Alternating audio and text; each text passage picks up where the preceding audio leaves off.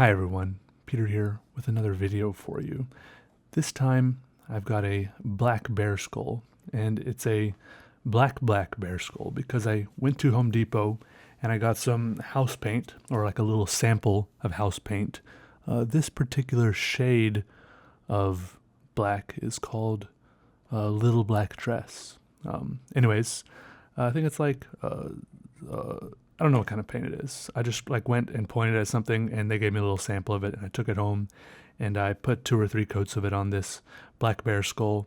And I don't know, I'm just trying out different things, different ways. I haven't really, I've done a lot of different skull art, different ways to put art on skulls, but I haven't really settled down with one way that I'm just comfortable with, or one way that I've gotten into a groove of doing, whether it's, painting or, pyrography or wood burning, whatever it is. I haven't figured something out yet. I haven't figured it out. Anyways, this way worked pretty good.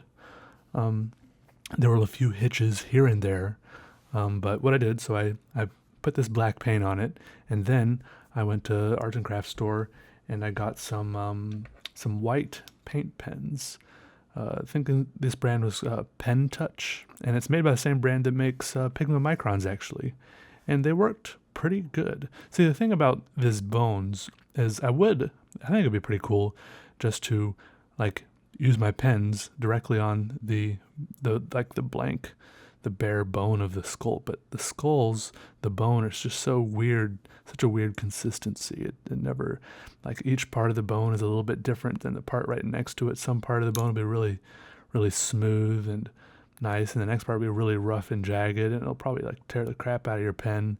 And I don't know, it's just, you never know. And some parts, the ink will like spread out really weird, and some parts your pen will barely work. It's just so unpredictable and inconsistent and weird. It's just really weird.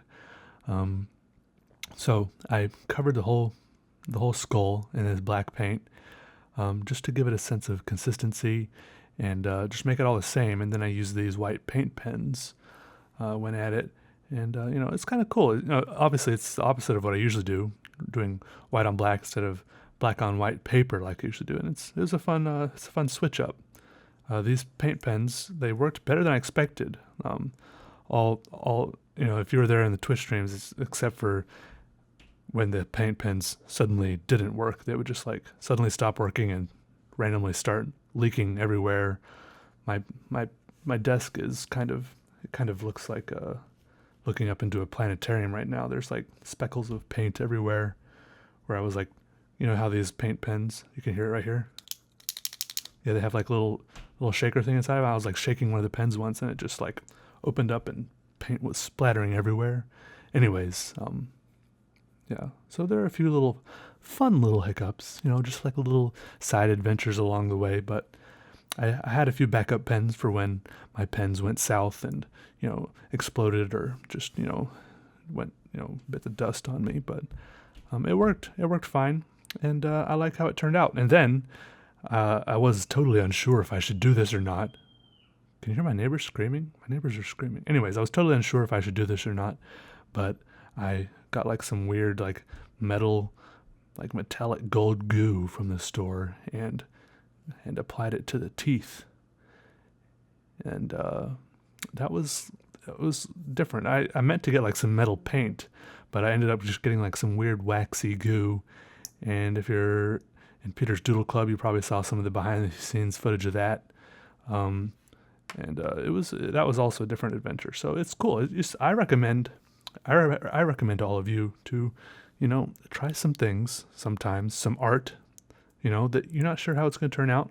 Just jump in. Just jump in and do it, and find out how it's going to turn out on your own. You don't need to go ask everyone what's the best way to do it every time first. You don't need to go look it up on the internet first every time, or, just research it all first. Just go try it and find out for yourself. And I think that's the best way to learn. Like I told someone else, technically someone might call that quote unquote learning the hard way.